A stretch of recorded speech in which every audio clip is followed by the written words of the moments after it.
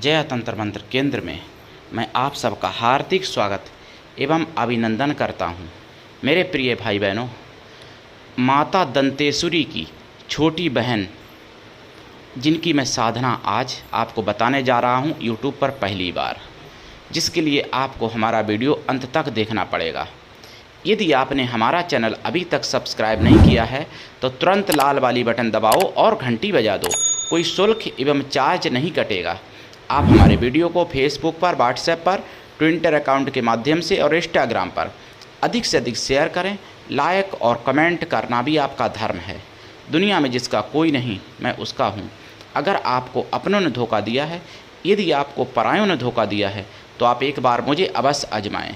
हमारा mobile number है 9305 63 71 73। इसी नंबर पर संपर्क करें।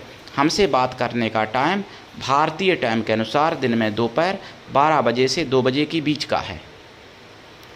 मेरे प्रिय भाई बहनों, अगर आप सच्चा पवित्र निस्वार्थ दिव्य प्रेम पाना चाहते हैं अथवा सच्चा पवित्र निस्वार्थ दिव्य प्रेम देना चाहते हैं तो आपका स्थान मेरे लिए मेरे प्राणों से भी करोड़ों गुना ऊपर है।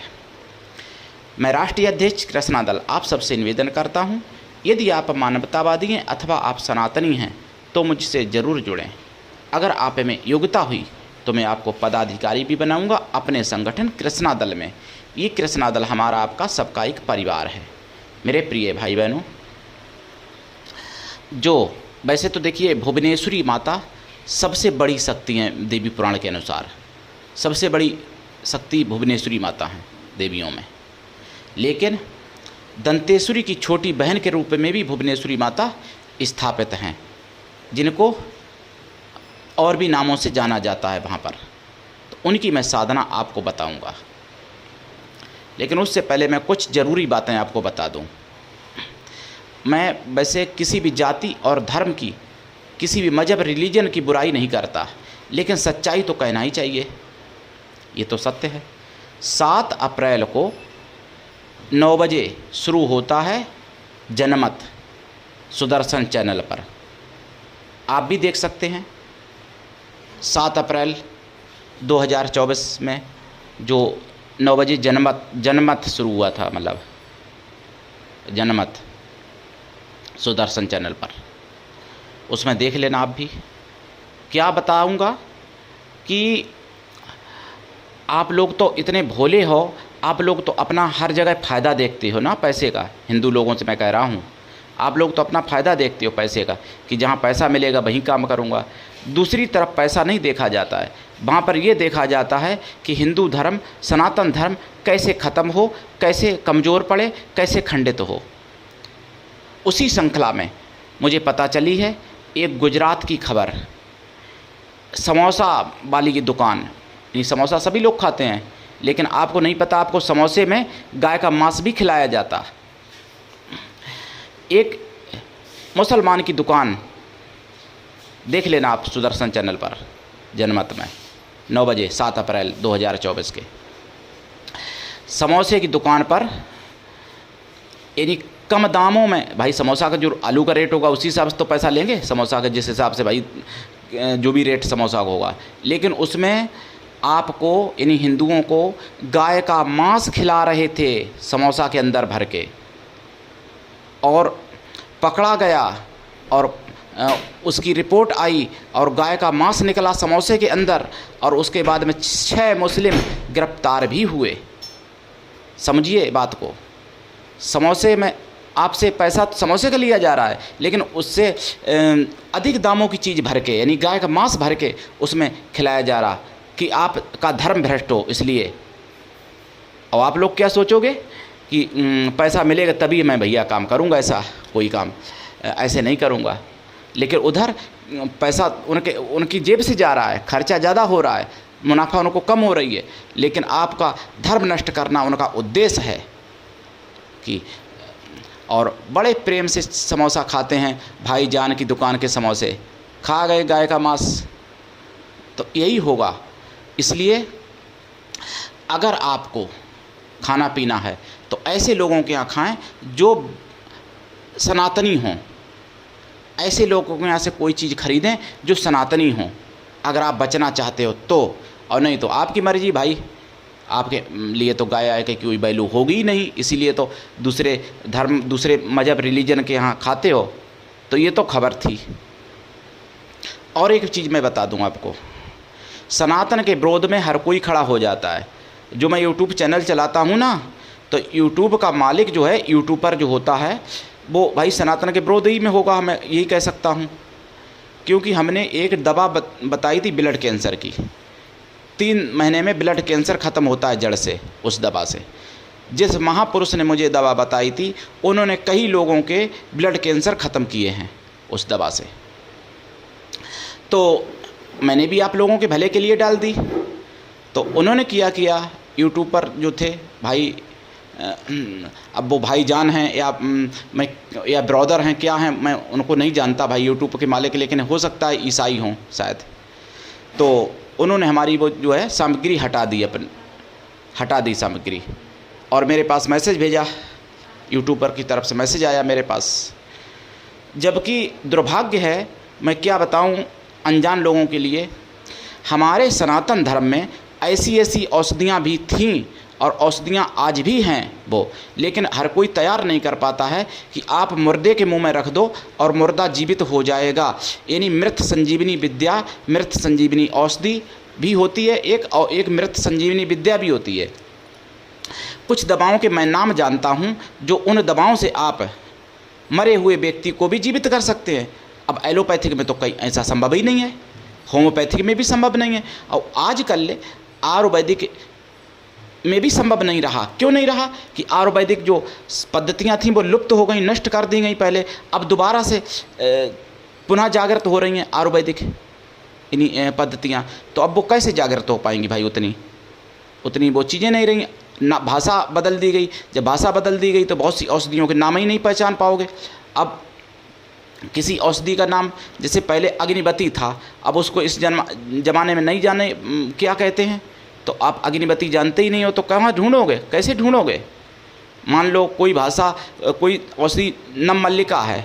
अब नवमल्लिका नाम की औषधि जो है, जिससे वृद्ध भी मतलब यौवन प्राप्त कर सकता है, 18-20 साल की जैसी युवा शक्ति प्राप्त कर सकता है वो, 100 साल का, 90 साल का वृद्ध भी नवमल्लिका से।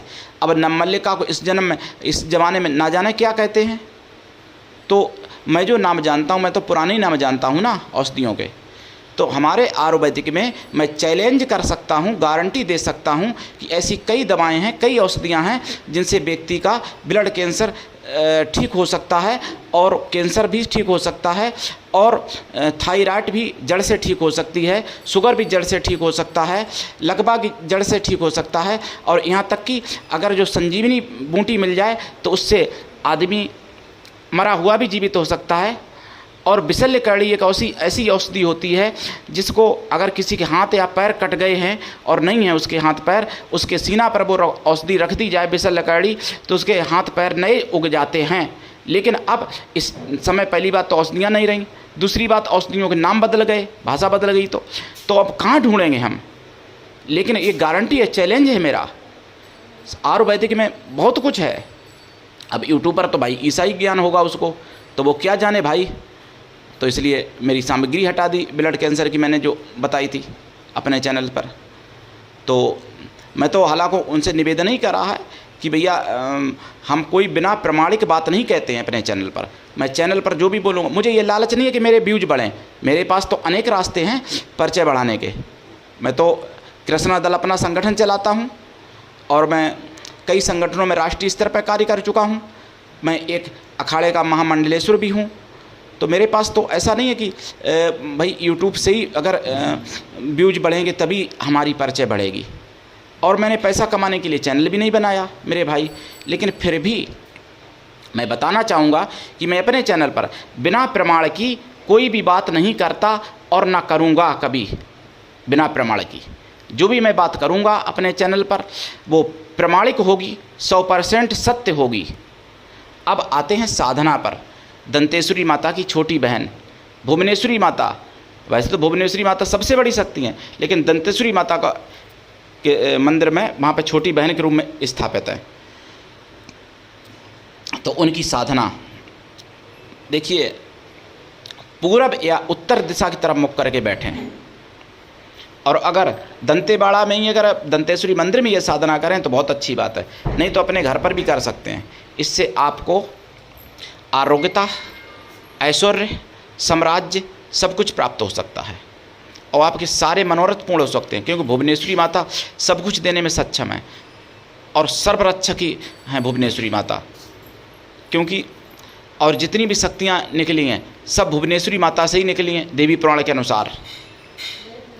तो उन भुवनेश्वरी माता की एक यानी छोटी बहन बनी है, तो इसका मतलब आंशिक रूप में उन्होंने अवतार लिया होगा तभी छोटी बहन बनी है, लेकिन नाम भुवनेश्वरी है उन शक्ति का। तो उनकी साधना आप कर सकते हैं। दंतेश्वरी माता की छोटी बहन है। इनकी साधना से जो राजा के साथ आई थी, दंतेश्वरी माता के इतिहास में अगर आप देखेंगे तो राजा के साथ आई थी भुवनेश्वरी माता, और दंतेश्वरी माता के शक्तिपीठ पर ही वहीं स्थापित हो गई दंतेश्वरी माता के साथ। दंतेश्वरी माता का मंदिर 1000 साल लगभग पुराना होगा, जबकि शक्ति तो सतयुग की है वहाँ पर स्थापित। त्रेता में जब त्रेता समाप्त होने पर जब प्रलय हुई थी तो मंदिर टूट गए थे, तो इसलिए लोग कहते हैं कि वो शक्ति गुप्त थी। 1000 हो गए मंदिर बने, कोई 2000 हो गए मंदिर बने जब खुलासा हुआ, लेकिन शक्तियाँ तो वहाँ पहले से ही लुप्त थी, मतलब लुप्त हो गई थी। त्रेता युग समाप्त होने बाद जब प्रलय हुई थी तब लुप्त हो गई थी। 8,64,000 वर्ष द्वापर रहा, तो कुछ द्वापर में जागृति हो पाई शक्तियाँ, कुछ कलयुग में जागृत हुई, कुछ आगे जागृत होंगी, क्योंकि मुगलिया शासन में तोड़ दिए गए मंदिर बहुत से। 30 लाख मंदिर तोड़े गए थे ना मुगलिया शासन में। तो भुवनेश्वरी माता की साधना करने के लिए पूर्व या उत्तर दिशा की तरफ मुख करके बैठें। अपने घर पर भी कर सकते हैं दंतेश्वरी माता की छोटी बहन की साधना। जैसे आपने सुना होगा कोई देवियाँ कहते हैं कि 7 बहनें हैं, कोई 9 बहनें हैं, तो ऐसे दंतेश्वरी माता 2 बहनें हैं, जान लीजिए आप।